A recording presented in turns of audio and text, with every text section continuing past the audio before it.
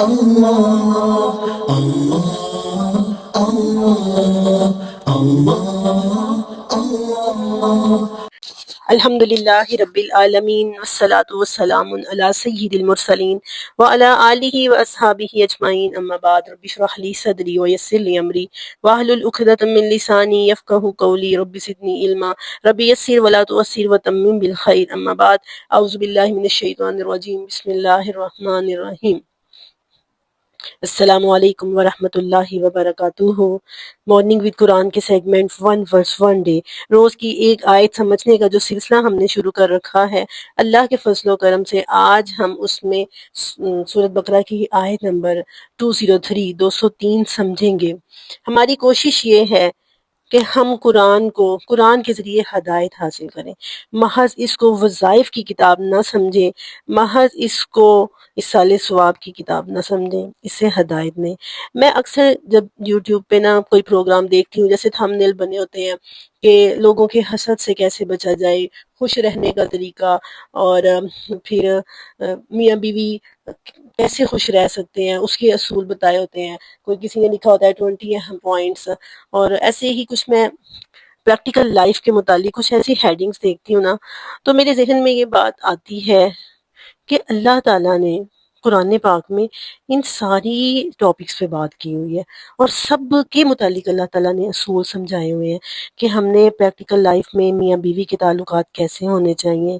ماں اور اولاد کے اور والدین کا تعلق کیسا ہونا چاہیے، حاسدین سے کیسے بچا جا سکتا ہے، یہ سارے اصول اللہ تعالیٰ نے سمجھائے ہوئے ہیں۔ لیکن ہم لوگ، ظاہر ہے جب ہم ایسے پروگرام دیکھتے ہیں تو ہم جن کے پروگرام دیکھ رہے ہوتے ہیں ہم ان کو اپنے سے بہت زیادہ ایجوکیٹڈ سمجھ کے دیکھتے ہیں،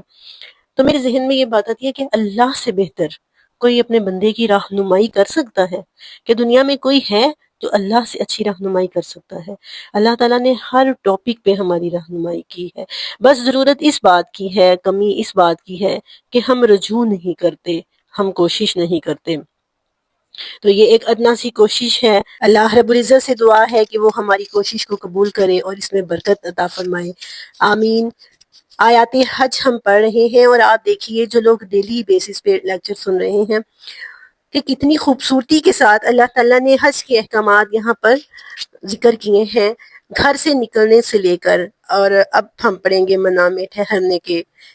احکامات جو ہیں، بڑی خوبصورتی سے سارے مناسک، اور پھر ان مناسک کے دوران ہمیں کتنے ہی سبق ہم نے سیکھ لیے ہیں،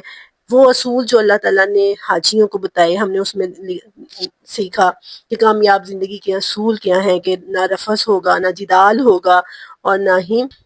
فسوق ہوگا، یہ تینوں چیزیں نہیں ہوں گی۔ اس کے بعد پھر ہم نے یہ دیکھا کہ اللہ کو یاد کرنا ہے، نہ کہ اپنے بڑوں کی اچھائیاں بیان کرنی ہے، تقویٰ سیکھا ہم نے ان آیات کے اندر۔ اب یہ جو آیات اب ہم پڑھنے والے ہیں نا، اس میں بڑے پیارا اصول ہمیں سکھایا گیا ہے، اور وہ اصول کیا ہے؟ اکثر ایسا ہوتا ہے کہ کسی کام کے لیے ہم بڑی کوشش کر رہے ہوتے ہیں کہ اللہ تعالیٰ ہمیں اس میں کامیابی عطا فرما دے، کوئی ایگزامس ہیں ان میں ہم اچھے مارکس لینا چاہتے ہیں، کیا ہوتا ہے ہم محنت کرتے ہیں، ہمارا اچھا رزلٹ آ جاتا ہے، اب کیا ہے جی، اب ہم فخر اور غرور میں مبتلا ہونا، فخر ہمارے اندر آ جاتا ہے کہ بھئی میں نے تو بڑی محنت کی، مجھے تو بڑے اچھے نمبر مل گئے، اور پھر وہ فخر ہمارا آہستہ آہستہ غرور میں بدلنا شروع ہو جاتا ہے۔ ایسے ہی کوئی بھی دنیا میں ہم کسی بھی چیز کے لیے تگودو کر رہے ہیں، کوشش کر رہے ہیں، اور جب وہ ہمیں ملتی ہے تو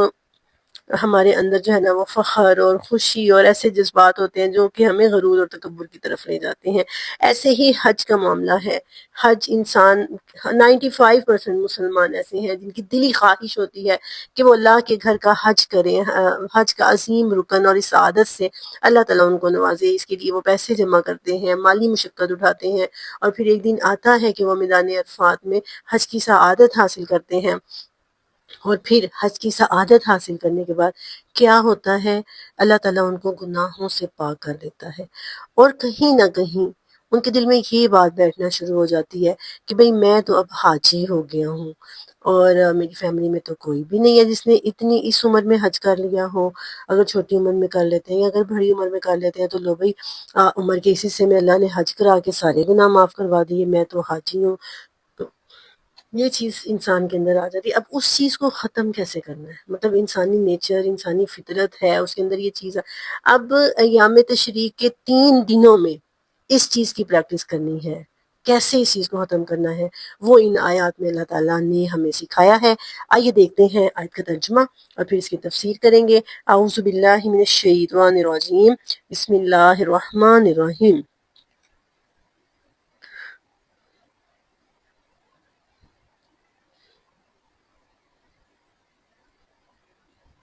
وَاذْكُرُوا اللَّهَ فِي أَيَّامٍ مَّعْدُودَاتٍ فَمَن تَعَجَّلَ فِي يَوْمَيْنِ فَلَا إِثْمَ عَلَيْهِ وَمَن تَأَخَّرَ فَلَا إِثْمَ عَلَيْهِ لِمَنِ اتَّقَىٰ وَاتَّقُوا اللَّهَ وَاعْلَمُوا أَنَّكُمْ إِلَيْهِ تُحْشَرُونَ۔ وَاذْكُرُوا اللَّهَ، اللہ کو یاد کرو، فی ایام معدودات، گنتی کے ان چند دنوں میں، فمن، پس جو کوئی تعجل جلدی کر لے، فی یومینی 2 دنوں میں، فلا اسم علیہ، اس پر کوئی گناہ نہیں ہے، ومن تأخر، اور جو کوئی تاخیر کرے گا، جو کوئی مؤخر کرے گا، فلا اسم علیہ، اس پر بھی کوئی گناہ نہیں ہے، لیکن شرط کیا ہے؟ لمن اتقوا، جس نے تقوی اپنے اندر پیدا کر لیا۔ واتقوا اللہ، اور اللہ سے ڈرو، وعلموا، اور جان لو، انکم الیہ تحشرون، تمہیں اس کی طرف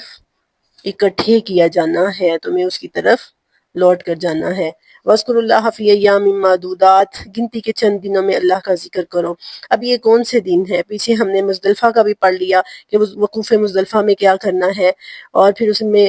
ہم نے جو ہے وہ پڑھ لیا کہ جب ہم فارغ ہو جائیں گے اور احرام وغیرہ جو ہے وہ بال وغیرہ کٹوا کے ہم فارغ ہو جائیں گے، پھر کیا کرنا ہے۔ اب فرمایا کہ منا کے جو 3 دن ہیں، 11، 12 اور 13، ان دنوں میں ایک ہی کام ہے، اور وہ ہے رمی جمرات۔ اگر کوئی 2 دن ٹھہرتا ہے تمام مناسک پورے کرنے کے بعد، 2 دن صحیح طریقے سے اللہ کا ذکر کرتا ہے، تقوی کے ساتھ 2 دن بھی گزار لیتا ہے تو کوئی حرج نہیں ہے۔ 2 دن کے بعد چلا جائے گا پھر بھی کوئی حرج نہیں ہے، 3 دن کے بعد چلے جاؤ گے پھر بھی کوئی حرج نہیں ہے، لیکن لے کے کیا جانا ہے یہاں سے تقوی لے کے جانا ہے، اللہ کا ڈر لے کے جانا ہے۔ صرف یہ فخر نہیں لے کے جانا کہ میں نے حج کر لیا ہے اور میرے گناہ معاف ہو گئے ہیں، صرف یہ فخر نہیں لے کے جانا، بلکہ تقوی لے کے جانا ہے کہ میں جن گناہوں سے اللہ نے مجھے پاک کیا ہے، جس اللہ کی یاد میں میں نے یہ سب کام کیے ہیں، اس اللہ کو میں نے یاد رکھنا ہے۔ اور دوسری چیز کیا؟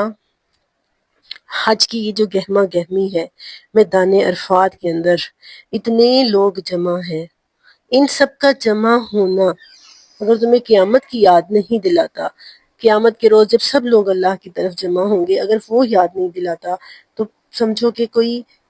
تقوی کیسے حاصل۔ جس طرح میدان عرفات میں سب لوگ اللہ کے حضور اکٹھے ہوئے ہیں، ایسے ہی حشر کے میدان میں بھی سب نے اللہ کے حضور اکٹھے ہونا ہے، تو ایسے ہی میدان عرفات جو ہے یہ میدان حشر کی یاد دلاتا ہے۔ اگر کوئی انسان حج پہ جاتا ہے اور ظاہر ہے اپنے گھر بار سے وہ دور ہے، گرمی کی شدت ہے، لوگوں کا رش ہے، موت کے بہت قریب ہوتا ہے، اور تو پھر حشر کی میدان کی یہ گرمی، لوگوں کا یوں اکٹھا ہونا، اگر اسے میدان حشر کی یاد نہیں دلاتا تو وہ مقصد پورا نہیں ہوتا۔ حج کا جو مقصد ہے اس میں ایک یہ چیز بھی ہے کہ وہ موت کو یاد کرے، میدان حشر کو یاد کرے، جو اس کے اندر تقوی پیدا کرنے کا باعث بنے گی۔ اور ایک اور چیز، ایک اور سبق جو ان آیات میں ہم نے سیکھا ہے، آیات حج میں، وہ یہ ہے کہ اللہ تعالیٰ نے جاہلیت کے بہت سی رسموں کو ویسے ہی رکھا، جاری و ساری رکھا، لیکن شرک، گمراہی کی تمام علائشوں سے پاک کر کے۔ اب منا کا وہی میدان جہاں پر عرب کے جاہل لوگ، جاہلیت میں عرب لوگ میلے ٹھیلے لگاتے تھے، کہیں پہ کشتی ہو رہی ہے، کہیں پہ شعر و شاعری کے مقابلے ہو رہے ہیں، کہیں پہ خطیب جو ہے وہ اپنی فصاحت و بلاغت کے مقابلے کر رہے ہیں، وہ سب چیزیں ختم کر کے اللہ تعالیٰ نے فرمایا کہ صرف ایک کام کرنا ہے، اور وہ کیا ہے؟ اللہ کو یاد کرنا ہے، اور ذکر بھی کیا کرنا ہے؟ تکبیرات پڑھنی ہے، اللہ اکبر، اللہ اکبر، اللہ اکبر کبیرہ۔ اور اگر سمجھتے ہوئے کریں گے تو پھر انسان کے اندر سے ہر قسم کا غرور اور تکبر اور میں اور انا ختم ہو جائے گی، جب وہ یہ سوچے گا کہ اللہ ہی سب سے بڑا ہے، اللہ اکبر، اللہ اکبر، اللہ سب سے بڑا ہے، بہت بڑا ہے۔ 3 دن وہاں پر رہ کر یہی تکبیرات کرنی ہے۔ یہ تکبیرات انسان کے اندر سے ہر قسم کا غرور اور تکبر ختم کرنے کا آپ سمجھے ایک اصول ہمیں سمجھا دیا ہے۔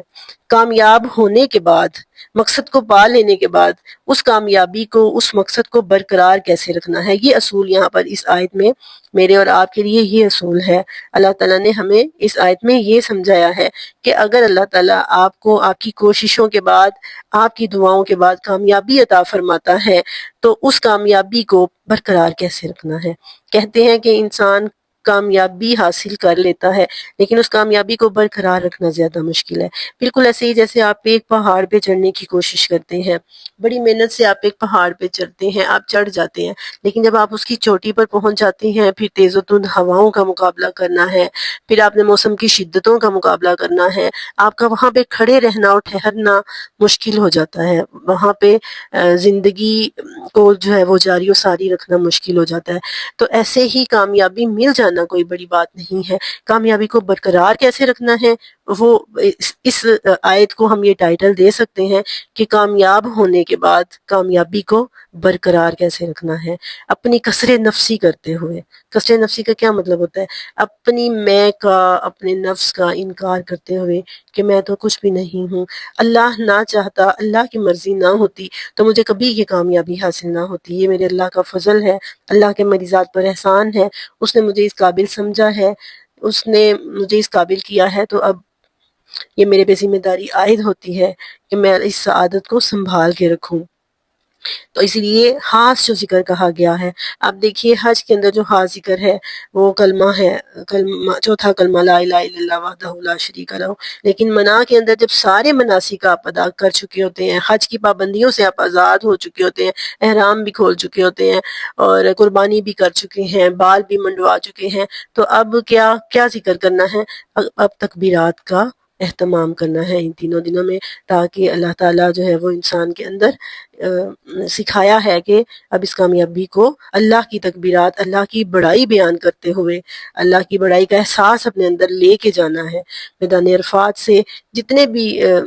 جو مناسک ہیں، جہاں جہاں آپ رکے ہیں، تو آپ نے اپنے ساتھ کیا لے کے جانا ہے؟ تقویٰ لے کے جانا ہے، اور